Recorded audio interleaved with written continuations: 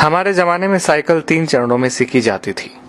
पहला चरण केची, दूसरा चरण डंडा व तीसरा चरण था गद्दी। तब साइकिल चलाना इतना आसान नहीं था, क्योंकि तब घर में साइकिल बस एक होती थी जिसे पापा ही चलाया करते थे। तब साइकिल की ऊंचाई 24 इंच हुआ करती थी, जो खड़े होने पर हमारे कंधे के बराबर आती थी। ऐसी साइकिल से गद्दी चलाना मुनासिब नहीं होता था। केची वो कला होती थी जहां हम साइकिल के फ्रेम में बने त्रिकोण के बीच घुसकर दोनों पैरों को दोनों पेंडल पर रखकर चलाते थे, और जब हम ऐसे चलाते थे तो अपना सीना तान कर टेढ़ा होकर हैंडल के पीछे से चेहरा बाहर निकाल लेते थे और टिन टिन करके घंटी इसलिए बजाते थे ताकि लोग भाग देख सके कि लड़का साइकिल दौड़ा रहा है। आज की पीढ़ी इस एडवेंचर से महरूम है। उन्हें नहीं पता कि 8-10 साल की उम्र में 24 इंच की साइकिल चलाना जहाज उड़ाने जैसा होता था। हमने ना जाने कितनी दफा अपने घुटने और मुंह तोड़वाए थे, और गजब की बात तो यह है कि तब दर्द भी नहीं होता था। गिरने के बाद चारों तरफ देखकर चुपचाप खड़े हो जाते थे, अपना निक्कर पोंछते हुए। अब तकनीकी ने बहुत तरक्की कर ली है। 5 साल के होते ही बच्चे साइकिल चलाने लगते हैं, वो भी बिना गिरे। 2-2 फीट की साइकिल आ गई है, और अमीरों के बच्चे तो अब सीधे गाड़ी चलाते हैं। छोटी छोटी बाइक उपलब्ध है बाजार में। मगर आज के बच्चे कभी नहीं समझ पाएंगे कि उस छोटी सी उम्र में बड़ी साइकिल पर संतुलन बनाना जीवन की पहली सीख होती थी, जिम्मेदारियों की पहली कड़ी होती थी, जहां आपको यह जिम्मेदारी दे दी जाती थी कि अब आप गेहूं पिसाने लायक हो गए हैं। इधर से चक्की तक साइकिल डुगराते हुए जाइए और उधर से केची चलाते हुए घर वापस आइए। और यकीन मानिए, इस जिम्मेदारी को निभाने में खुशियां भी बड़ी गजब की होती थी। और यह भी सच है कि हमारे बाद केची प्रथा विलुप्त हो गई है।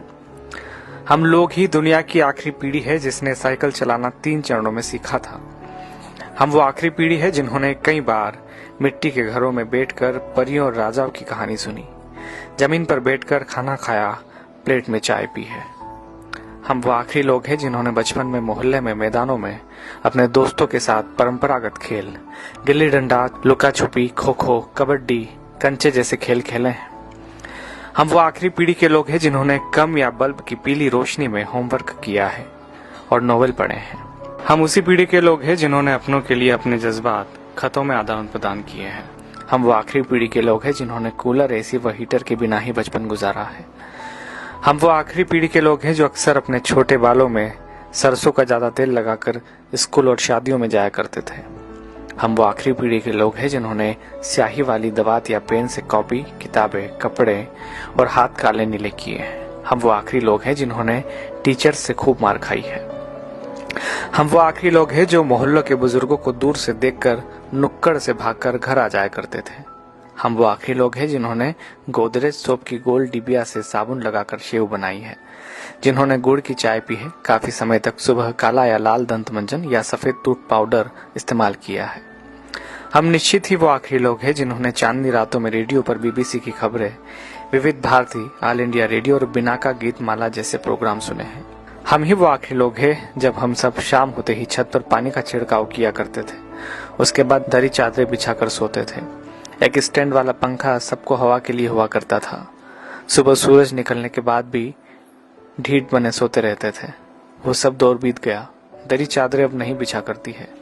डब्बों जैसे कमरों में कूलर, एसी के सामने रात होती है, दिन गुजरते हैं। हम वो आखिरी पीढ़ी के लोग हैं जिन्होंने वो खूबसूरत रिश्तों और उनकी मिठास बांटने वाले लोग देखे हैं जो लगातार कम होते चले गए।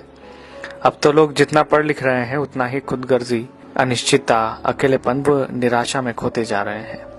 हम ही वो खुशनसीब लोग हैं जिन्होंने रिश्तों की मिठास महसूस की है।